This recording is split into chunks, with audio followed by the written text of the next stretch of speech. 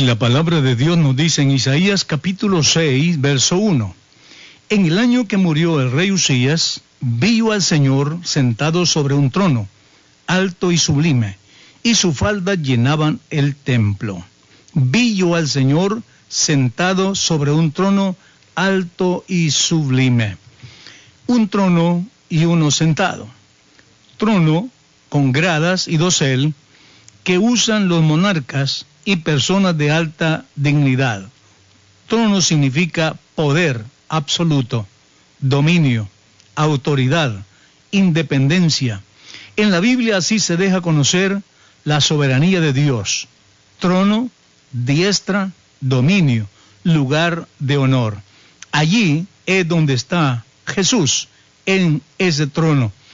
Y aquí es donde entran algunos en contradicción cuando preguntan que Jesús está a la derecha en el trono.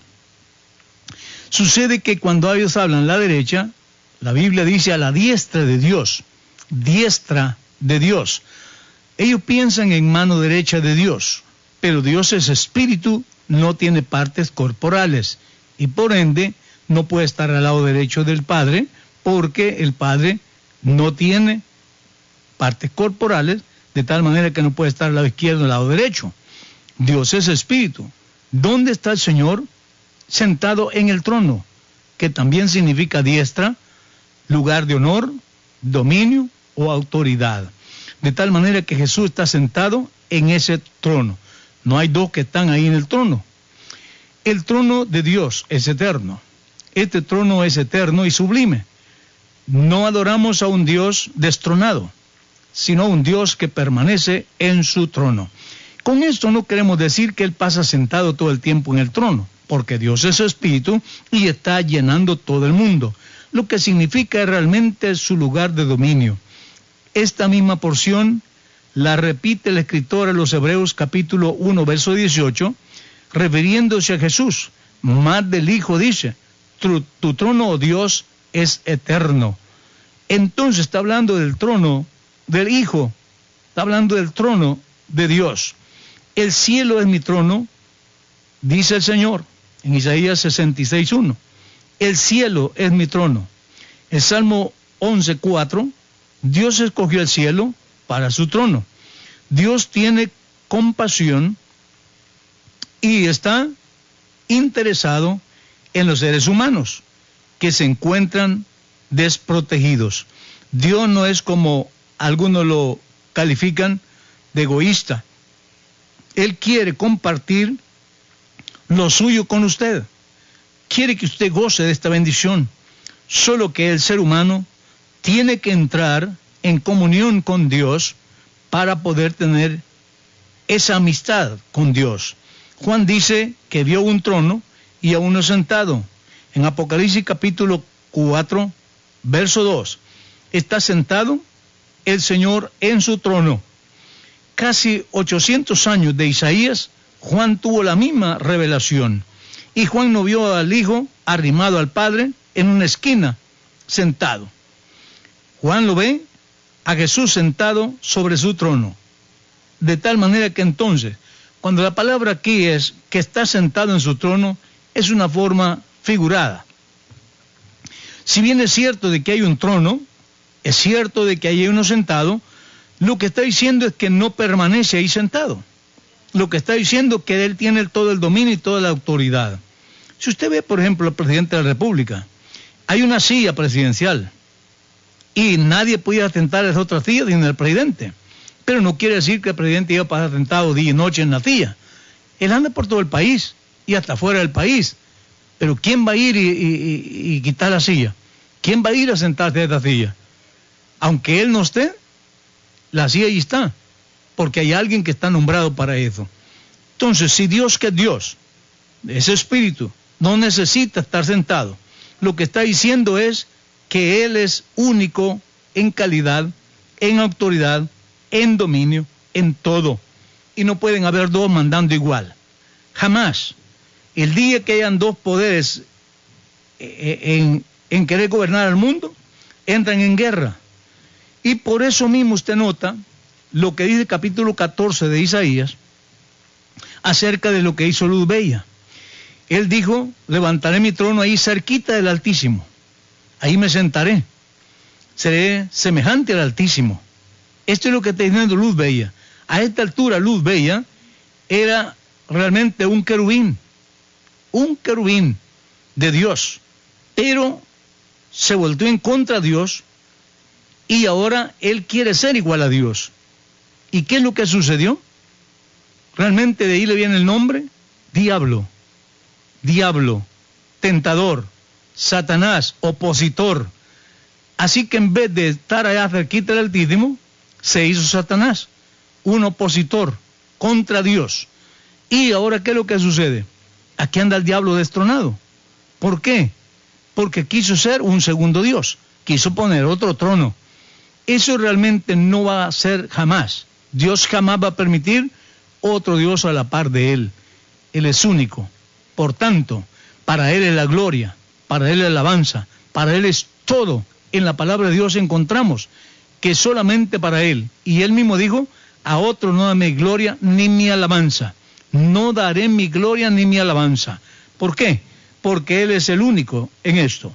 Jesús ya había sido glorificado y aún así Juan vio a Jesús solo en su trono. Juan no está viendo a dos en el trono, ve a uno. Y estamos hablando ya de que a esta altura, casi 100 años, hacía que Jesús había sido crucificado cuando Juan ve esta visión. Hacía más o menos unos 70 años que Jesús había sido glorificado, alzado arriba, y aún no ve a dos en el cielo, Él ve a uno sentado en el trono. En el capítulo 22 del primer libro de Reyes, versículo 19, también encontramos el profeta Micaías, tuvo la misma visión que Isaías y Juan, y él nos dice que él vio un trono y a uno sentado. Apocalipsis 20:11 también nos habla del gran trono, de tal manera que Apocalipsis 20:11 al 15 dice que hay un gran trono blanco y en él uno sentado, y es el Señor Jesús. Las características de este trono son muy especiales. Grande porque abarca toda la historia de la raza humana. Blanco porque está revestido de pureza y no hará favores a nadie. Es perfecto, es justo. Entonces es Dios el que está comandando en este trono. Aquí estarán grandes y pequeños para rendir cuentas ante Dios. Es decir, monarcas, reyes, millonarios, pobres, todo tipo de personas que habitó en el mundo estarán ahí presentes ante el Rey de Reyes para dar cuentas. A este le llama el juicio del trono blanco. Es el gran juicio final donde termina la historia de la raza humana. De este juicio sale un grupo que vive por toda la eternidad con el Señor Jesús, y el otro grupo que vive sin Dios eternamente, por no haber obedecido lo que la palabra del Señor dice. Cada uno que vivió así en cualquier época dará cuentas de sí ante el juez de vivos y muertos. ¿Quién es? Jesucristo. De tal manera que temprano o tarde o temprano, todos los que han vivido sobre la faz de la tierra tienen un encuentro con el Señor. Uno para vida eterna y otro para lamento eterno. ¿Dónde estás tú? ¿Qué lugar estás ocupando? ¿Qué piensas? ¿Qué tienes que hacer? ¿Cree que estarás inventando alguna salida? ¿Cree que tu religión te va a ayudar en ese momento? ¿O tus guías te van a ayudar? Es una cuenta muy personal, muy humana. Cada uno. La Biblia dice que todas las almas son del Señor. El Padre no lleva la cuenta del Hijo. El Hijo no lleva la cuenta del Padre. La suegra no lleva la cuenta de su yerno, ni el yerno de la suegra. Cada uno lleva su propia cuenta y cada uno estará delante del Señor para presentarse delante de Él y dar su cuenta. Por eso, los que aquí ahora vienen ante el altar, buscando al Señor como su Dios y su Salvador, y luego ser bautizados en el nombre de Jesús para remisión de los pecados, no entrarán en ese juicio, porque los que ahora mismo se arrepienten, se bautizan en su nombre, reciben el Espíritu Santo, se mantienen firmes en el Señor, siéndole fieles al Señor, en el arrebatamiento serán levantados, por lo menos 1007 años antes de este juicio final.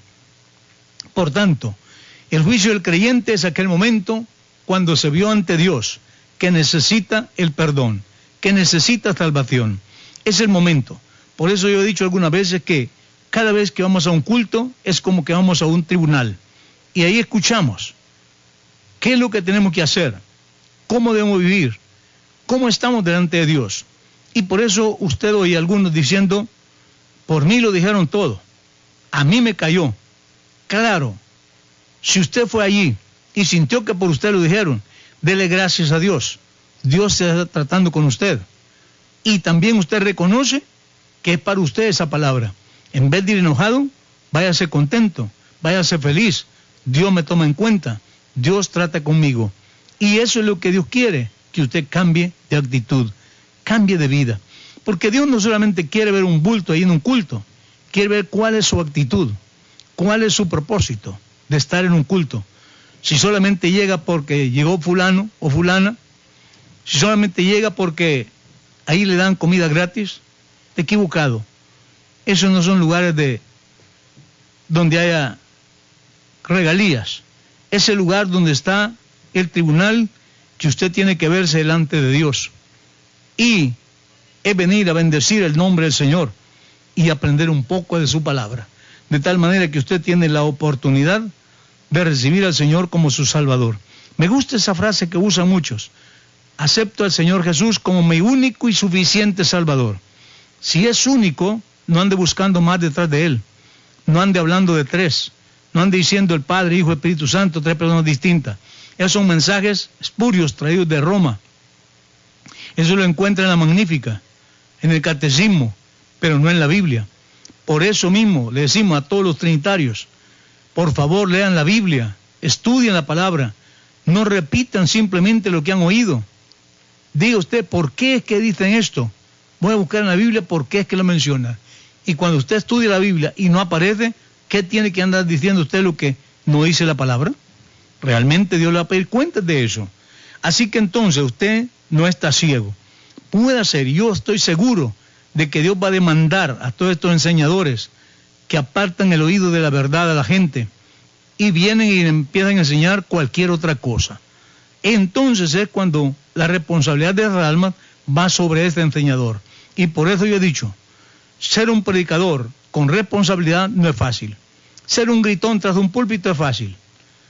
Pero ser un predicador con responsabilidad no es fácil. ¿Por qué? Porque usted debe saber que de usted dependerá la salvación de las almas o su condenación. Y Dios se lo va a demandar. Si usted no le enseña la verdad, no le enseña lo que la palabra del Señor dice, y le enseña la historieta que usted ha aprendido, los cuentos que le enseñaron, y las cosas antibíblicas, usted va a dar cuenta de eso. Porque en vez de llevar a la gente a la verdad, los apartó de la verdad. Por tanto, predicador, predica el mensaje de la Biblia, aprende a usar el lenguaje bíblico. Ya no andes predicando, Cristo vive, Cristo viene, predica, Jesús es el único Salvador, Jesús es el único Dios, Jesús es el nombre Salvador, único y suficiente Salvador. Entonces, si es único, a Él alábala. Si es suficiente, es porque no necesita ayudas. Jesús es el único Dios en quien puedes encontrar esa salvación. Por tanto, hay un trono y hay uno sentado sobre ese trono. Uno, no dos, no tres. Y los demás dioses que están en el mundo están destronados, no tienen trono. De tal manera que todavía son cadáveres en las tumbas. Todos los dioses que la gente tiene, que fueron individuos que vivieron en el mundo, hombres o mujeres, son cadáveres todavía en las tumbas. Solo Jesús ha resucitado y es el que está sentado sobre el trono. A Él sea la honra, la gloria por los siglos. Jesús